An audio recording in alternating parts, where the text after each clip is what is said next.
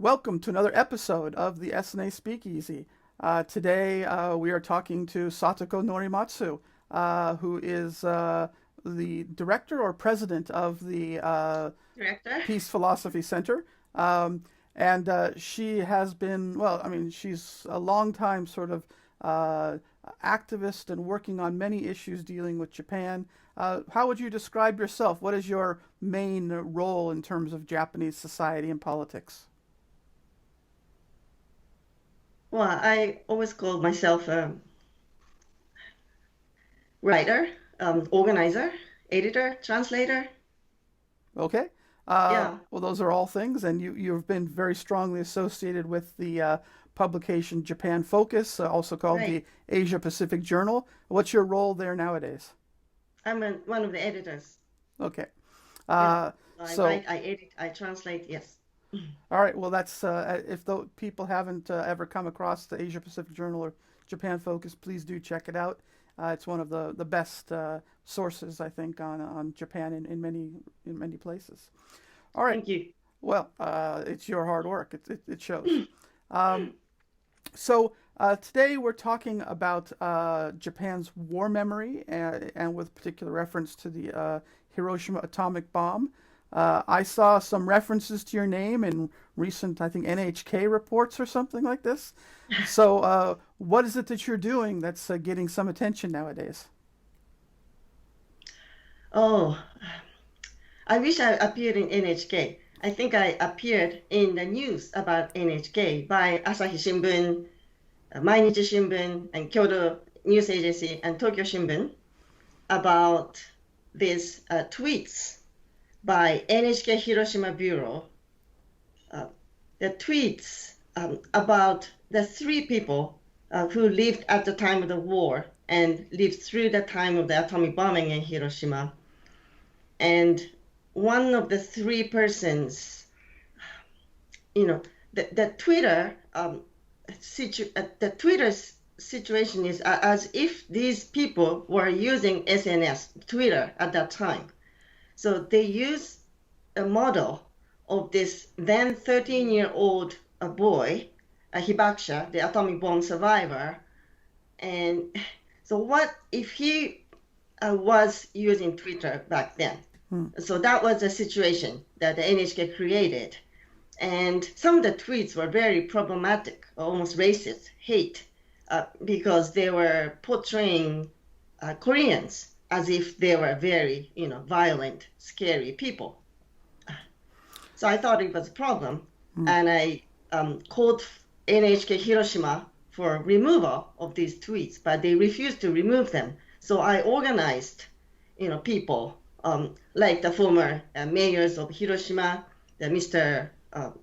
Hiraoka Takashi or Mr. Akiba Tadatoshi, or many Hibakusha, including the Thurlow Setsuko, a Canadian Hibakusha who spoke at the Nobel Peace Prize ceremony, and scholars like Peter Kuznick or Takao Takahara of Meiji Gakuin University, many people who worked hard for so many years for the dissemination of the Hiroshima A-bomb experience to the world. So I thought, that this kind of hate originating from Hiroshima is not acceptable, but also it's not a surprise. And I've been, trying very hard to convince NHK Hiroshima to remove these tweets, but they didn't just remove the tweets. They actually removed the tweets, but they reposted those tweets on their website. So despite all this criticism from the public, from the media, from the experts, from Hibakusha, they purposefully put those tweets back on the homepage. And I I just cannot believe this, that NHK Hiroshima would do this. So this is the thing that, that's been getting attention these days. And so, what's your understanding? Is it just the local office of Hiroshima that developed this series and posted it? It was just someone in that bureau that made this decision. My guess, I don't know exactly what is going on, but from the internal sources that I've been getting, my guess is that the very top person or the top or the head of NHK Hiroshima Bureau has been insistent, very adamant about keeping those tweets or the content of the tweets on the web page because the president of NHK even criticized the NHK Hiroshima. They thought that this kind of thing is not acceptable. So I think the NHK, the headquarters in Tokyo, they have the ability, they have the power to tell the NHK Hiroshima Bureau to remove those tweets, but they haven't done that. So I can say that the NHK Tokyo, the main office, hasn't really used their power to do so. But at the same time, the top of Hiroshima NHK Bureau has been very adamantly standing by those tweets. And we don't know why. And the tweets, of course, are in Japanese language, I presume. So Yes. Yeah. So why don't you explain, for those who can't read Japanese, what would be the most problematic part of what was tweeted in that series? Well, these tweets are saying, well, this Mr. Arai, he's 13-year-old, and he takes a train with his family, I think it was his father, and he witnesses the Koreans are barging into the train, breaking the windows, and being violent with other passengers, even throwing other passengers out from the window. And it's just not believable. I know that right after the war, what was happening in these trains were pretty chaotic.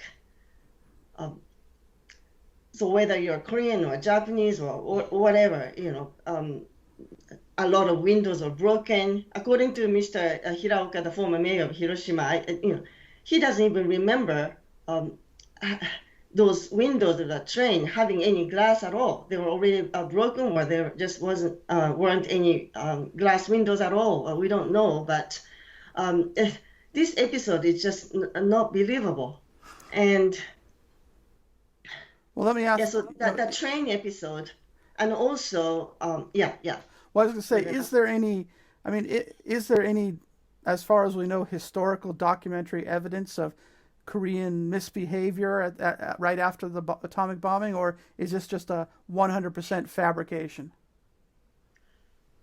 Well, it's hard to prove that something didn't happen at all. Well, I'm saying, is there proof? There were a lot of things that happened after the war. But one thing we do know is that although the NHK Hiroshima claims that these tweets were based on these three people's diaries, these hibakusha's diaries, but these specific tweets about Koreans were not based on Mr. Arai's diary. It is actually based on his memoir that he wrote in the 21st century, in 2009. And it doesn't even appear in his diary back then. So this is why we don't even know if it's true. And according to his memoir and his other memoir, exactly the same kind of thing happened 3 times in the same year. And I just don't think it's believable. And Mr. Arai, in his memoir that he wrote in 2009, he even used a very derogatory terms that refers to Koreans that I can't even say, on screen. But NHK Hiroshima didn't use that. They used the term Koreans. But, if you say Koreans in English, it doesn't sound so bad. But if you say Chosenjin, Chosenjin literally means Koreans, but because of the Japanese colonial rule and very cruel treatment of Koreans throughout the colonial period, the term Chosenjin became a discriminatory or derogatory term, of course, depending on how it is used. But in these tweets, it is used as if there were, others, or there were violent others. So this is why, a lot of Zainichi Koreans, the Koreans living in Japan, they are very angry about these tweets. Because what happened right after the war is these Zainichi Koreans, they were actually very afraid that the Japanese may attack them, right? You know what happened in 1923. Actually, that was going to be my next right question. Right after the Great Kanto earthquake, and there were rumors forceful rumors saying that the Koreans are putting the poison in the well, and being violent. And that's how, these forceful rumors spread, and thousands of Koreans are massacred, brutally massacred by the police and by ordinary citizens of Japan. So these Korean people immediately thought of this incident just 2 decades ago, right, at the end of the war. And so many of them, packed their bags and rushed to their train station to go back to Korea. So it is true that a lot of Korean people took trains and really rushed to these ports throughout Japan that would allow them to take a ship and go back to Korea. But I have never heard of an actually like a certified or verified incident that anything that these tweets were saying were actually happening. And the barefoot gen, the Hadashi no Gen, it's a very famous manga, the graphic novel written by a late hibakusha Nakazawa Keiji. And this barefoot gen has a very similar episode. Koreans being violent. But then, Gen and his little brother sees the Koreans being a little violent in the trains, and he says that, oh, these Koreans. But then Gen scolds him. Gen scolds him that, oh, you have to understand the Koreans' feelings, because Koreans were, brutally, treated. Yeah, brutally treated during the colonial period and exploited, and they were even hit by the atomic bombing, after all this colonial rule. So it is understandable that some Korean people get angry. So you should never say those bad things about Koreans. So that's the whole story, right? So I think it is possible that whoever wrote those tweets had the Nakazawa Keiji's manga in his mind.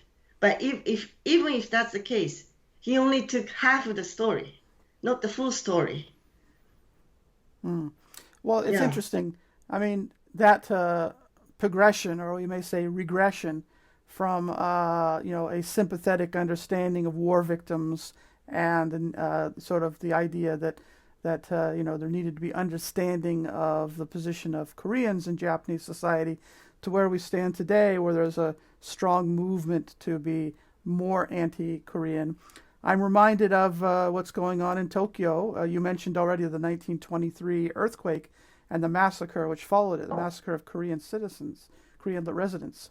And Governor Koike, Yuriko Koike, now refusing to give a separate memorial to the victims of that massacre, whereas all of her predecessors, including people like Shintaro Ishihara, did do so.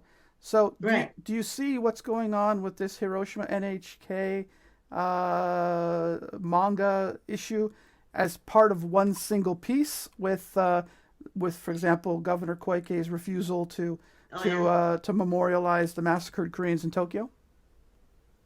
I think it is part of, as you say, it's part of the whole picture. And why do you think it's happening I've been now? watching Japan. Well, I've been away from Japan for almost quarter of a century, but I've been watching, or I've lived and watched Japan for the last 50 plus years. And I've never seen Japan like this in my life, where there's just so much hate, or so much history denial, especially when it comes to Koreans. Yeah, you talked about Governor Koike's refusal of the Kanto massacre. It's not just Governor Koike. Many Japanese right-wingers are denying that it happened at all. And it's all systematic. It's not just some right-wingers. It's the government that targets Koreans. That the government's high school subsidy program, or even the kindergarten or nursery school subsidy program now specifically excludes Korean schools. And another incident that happened about a week ago in Hiroshima, Hiroshima's High Court judged against the people, the Koreans who claim that it's unfair that their schools are excluded from the government subsidy program, and they lost again, and there have been series of lawsuits across Japan, and except one court ruling in the local court of Osaka that judged in favor of Koreans a few years ago. But since then, all the lawsuits have been lost. So that's another thing. And the hate against Koreans accelerated, since the start of the Abe government, because the Abe government specifically targeted not just Koreans, but he denied the aggressive nature of the past war, like Japan's 7 decades of aggressive war. He doesn't want to admit, and he doesn't want to admit the coercive nature in the Japanese military slavery system. And 2 years ago, right, the Korean Supreme Court made a ruling to order the Japanese companies that used the Korean slave labor during the war or during the colonial period to pay compensation to the victims of the forced labor. And then the Japanese government started attacking, Korean government for not doing anything about it. It happens between the Japanese corporation and these individuals, Korean individuals who are put to forced labor. But the government intervened, and the media pretty much went along with the government narrative that it is Koreans that are wrong, and it is Koreans that are breaking the promise of the 1965 treaty between Japan and Korea. So I think what's happening in Hiroshima is part of the whole picture or whole hateful culture that's been prevailing in Japan, particularly that accelerated under the Abe administration and now continued under Suga administration. Well, our topic today, more broadly, is about Japan's war memory. Yes. And so I'd like to ask you a question, kind of widening that picture out a little bit. Especially when we talk about Japan-South Korea relations, but in other aspects within Japan as well. Some people argue, and I want your response to this, that it's time to forget about the Pacific War. That's just all the history, and that it has nothing to do with today. And we need one of the slogans, in fact, of the Abe government was the need for forward-looking relationships with Asia and the rest of the world. So I presume you don't believe that that history can just be forgotten and we can create forward-looking relationships. What's your argument about this idea of why the historical memory is still a struggle that needs to be fought? Well, I think it all depends on who says it, right? If Japan had been sincerely, squarely facing its aggressive history and done everything they can to make a sincere apology to the victims and make compensation and put all the facts in their history textbooks, I think such words can come from the side, the victimized side, Korea or China or Southeast Asia or allied POWs. But if Japan, while it continues or it accelerates its history denial and refusal to sincerely apologize and compensate, while they do that, and then if they say that, oh, let's forget about past and be forward-looking, it's like a criminal saying, while it hasn't really, while the criminals haven't atoned for the crimes that they committed, let's just forget it and move forward. And what does that make the victims feel like, right? So I think this is what Japan has been doing. What about those who argue that actually Japan's apologized 1,000 times and the victims just don't want to hear it? Victims don't want to hear it?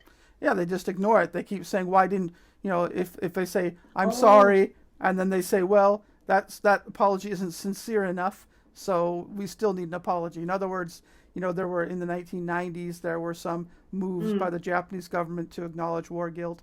Certainly, the emperor of both the past one and the current one have been very have been seem to be very sincere about apologies for the war. So, what's the problem? Why aren't the past apologies being accepted? well, if you make an apology today and then the next day go to Yasukuni Shrine, right? It sort of makes you think like what does this apology mean? So what other government has done is to almost retract or retrospectively cancel all the apologies or even sincere apologies that have been made in the past, like in 90s, right? 1993, there's a Kono statement that admitted the state or military involvement in the, comfort women system. And 1995, Murayama statement that, admitted or sincerely remorsed for the Japanese colonial rule and aggressive war. But then Japan's, I talked to my Chinese, Canadian, or other Asian colleagues about this apology. And what I hear from them is that Japan's or Japanese state or Japanese taxpayers have not really made any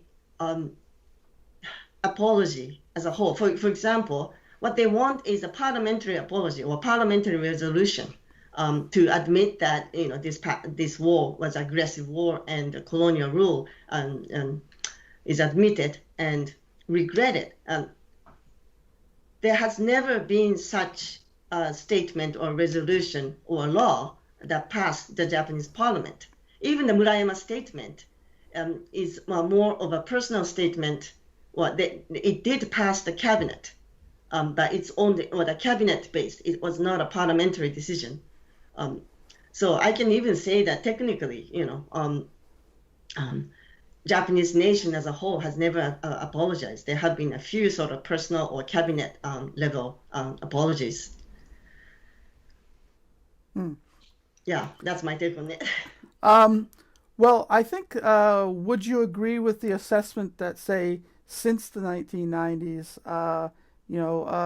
there's been kind of a rollback in a way where the era in which the Japanese system was willing to give some kind of apology, even if not a full one, seems to have gone backwards in recent years. And in fact, it's not just at the government level. I mean, I've seen some public opinion polling that shows that on a lot of issues, the Japanese general public now has a very negative attitude towards Korea and Oh, yeah. the comfort women issue and the forced labor issue.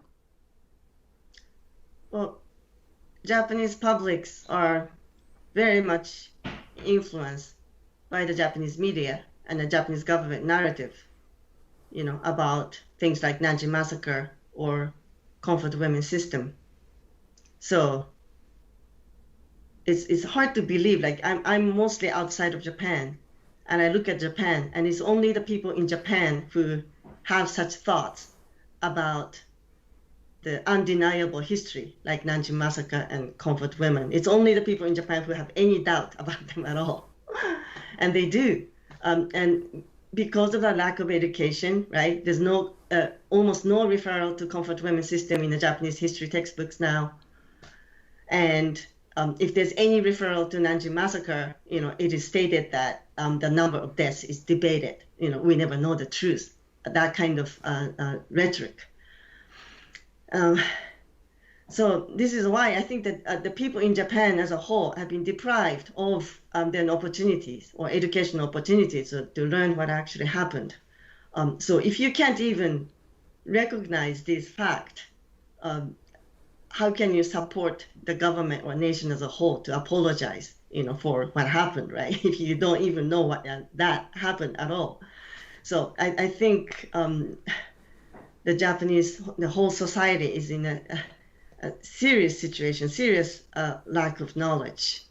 And it's just appalling that um, what's become common sense in Japan is not common sense at all in the rest of the world, and that people in Japan don't know that. Mm. Yeah. I do seem to feel, or from what I can observe, there have been, since the war, obviously, there's been a left and a right, which have had somewhat different views about the issue all through. But nowadays, in recent decades, especially I think in the Abe era, um, whereas the people on the right are feeling more and more empowered to, for example, engage in Nanjing massacre denial or to deny that the military's role in the comfort women's system or whatever it is that they're campaigning about. I mean, the Sankei Shimbun has almost daily articles pounding these Yeah. issues, right? Whereas the people who on the left who used to struggle against this pretty strongly, the teachers unions and whatever, have all Mm. basically come to a position where, like, well, it's controversial, some people have this opinion, some people have that opinion, Yeah. so it's better just to be quiet because we don't want to create controversy. Right. Right. So I can who really hear that and feel that from my sort of left wing um, colleagues as well. so why They has the like left very much. lost its courage?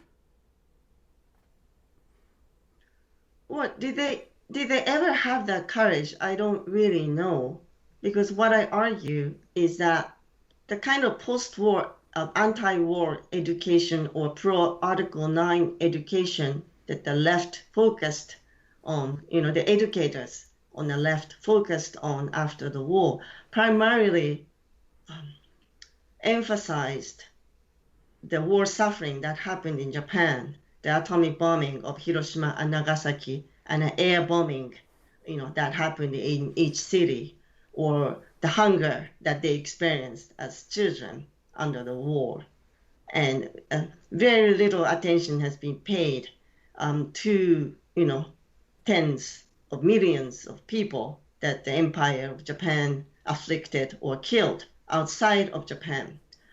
Um, and the Japanese education system never, I would say, never paid efforts to help the post-war Japanese overcome their colonial mind against Chinese or Korean or other people. I can feel that the Japanese still like to think that they were actually Westerners, that happened to be in Asia, and they tend to look down upon other like fellow Asian nations like Koreans and Chinese and Southeast Asians. I can see that my Korean friend was saying on Facebook today that even when it comes to buying smartphones, um, the 60% of Japanese buy Apple. Apple is extremely like extraordinarily popular in Japan, and not as many, buy Huawei or Samsung. I use Samsung.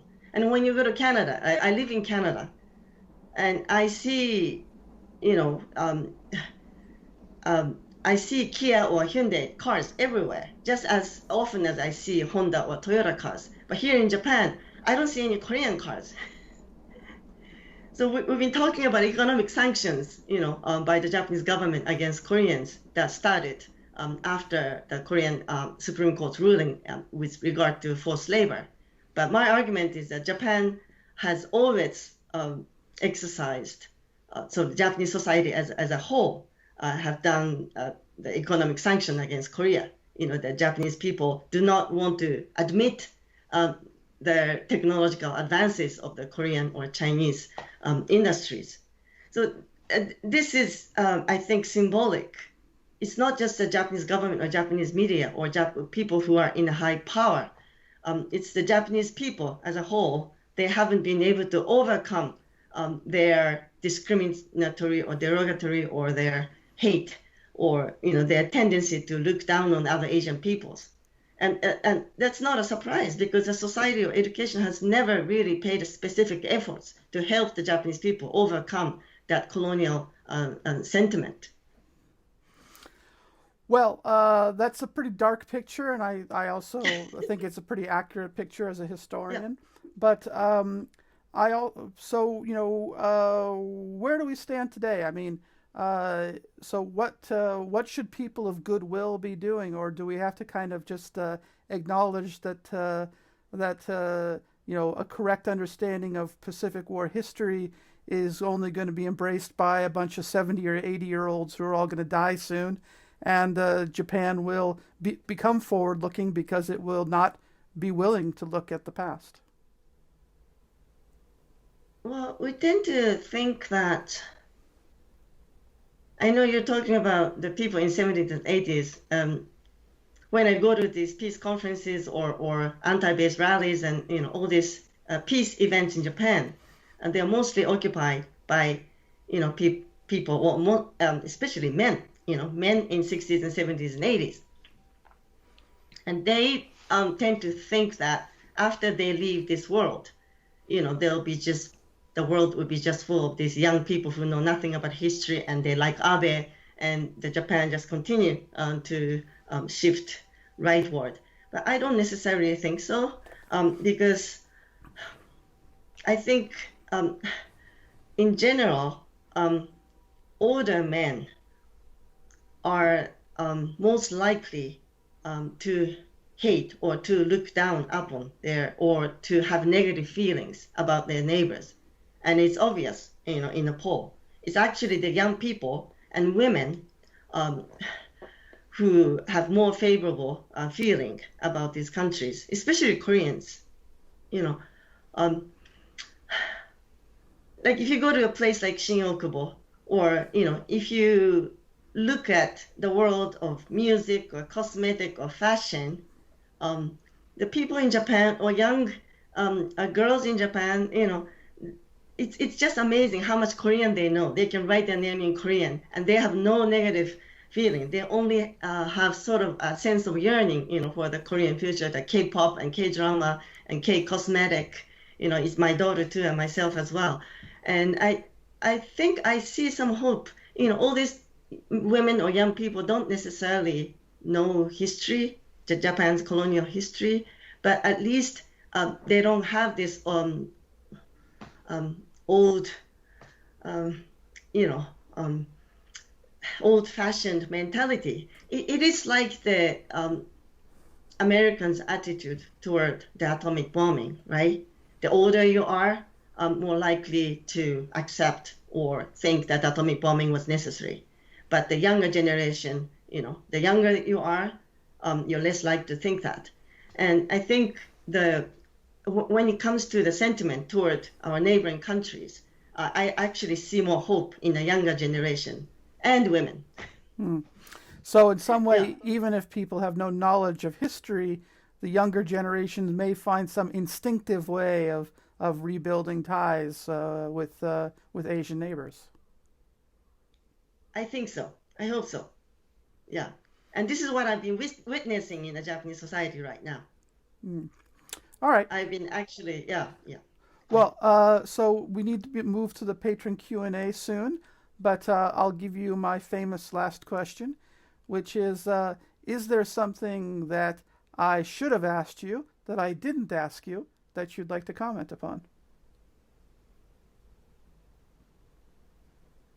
Oh, well, I thought I was going to talk about the war memory in Hiroshima today, Well, then, but I haven't really talked about it. all right. Well, why don't you give us a few words about that? What do you think is most important about that issue, specifically? Well, I think the peace-loving people in Japan, like to talk about the Hiroshima and Nagasaki atomic bombing, and which is fine. I've acted as a translator for Hibakusha for many years now, and I care just as much about this history as those peace-loving people in Japan. But what's critically lacking in the Japanese war memory is, again, the role that the Hiroshima played, or even Nagasaki played, in the Japanese aggressive war and colonial rule. And you can't really learn about it in a Hiroshima Peace Museum. Hiroshima Just Peace Museum depicts Hiroshima, as if it was a peaceful city up until the August 9th of 1945, and suddenly the world changed. And they don't really describe the history, that led up to that moment. So I think for us who want to tell the history honestly and really work for peace, so important to understand this war or the history of Japanese Empire as a whole, rather than a very narrow history, that happened at the very last stage of the war, which is about Hiroshima and Nagasaki bombing and air bombings. So learn the history as a whole and show it in places like Hiroshima, Nagasaki, so that Japan can start to build good relations with the neighbor countries. That's one message I wanted to say last. Okay, well, let's say, for example, somebody has watched this on YouTube and they're interested and they want to know what is that real history. Can you recommend 2 or 3 books that people might check out to get a sense of some of the best scholarship that you can think of? Oh, I was just going to show you some YouTube links because I'm part of a international network of Museum of Peace, and they had an international conference online just a month ago, and my colleagues and I created a presentation on that topic. And where can people find it? I was going to give you a link. Well, you can Google International Network of Museum of Peace. International Network of the Museum of Peace. I can. Well, basically, we just need some I think keywords. It's best to give you some links. All right. Well, that will probably be done afterwards. But okay. I guess this is a video here, an interview. So is there? But are there any particular books that you would recommend as well? Well, I recommend reading Asia Pacific Journal Japan Focus. Yeah, those are not books; those are just online, freely available articles. And are you talking about the books in English? Yes, most people. Since we're speaking in English, I presume most of the viewers will be English speakers. Right. Well, there are actually many books that are available. It's the problem is that there are not enough books in Japanese. But in English, you can. I would highly recommend the famous historian Ienaga Saburo's book on the Pacific War. That's actually originally a Japanese book, isn't it? Right. It's originally Japanese. And also when it comes to comfort women, the Professor Yoshimi Yoshiaki's book on the Japanese comfort women system, that's also available in English. Okay. And, well, many scholars and authors have written books on the Japanese atrocities. Oh, yeah, historian Yuki Tanaka's books are very important as well on the Japanese war crimes. Yeah, so search for Yuki Tanaka, Yoshimi Yoshiaki, and also historian Hayashi Hirofumi, and former Asahi journalist Honda Katsuichi, and the Nanjing Massacre researcher Tamaki Matsuoka. Those people have all written really good books on the Japanese war, and they have been translated into English. Well, excellent. So we got recommendations for both Japanese and English. All right. Well, from here we'll wrap up the on the record discussion, and we'll move to the patron Q&A section.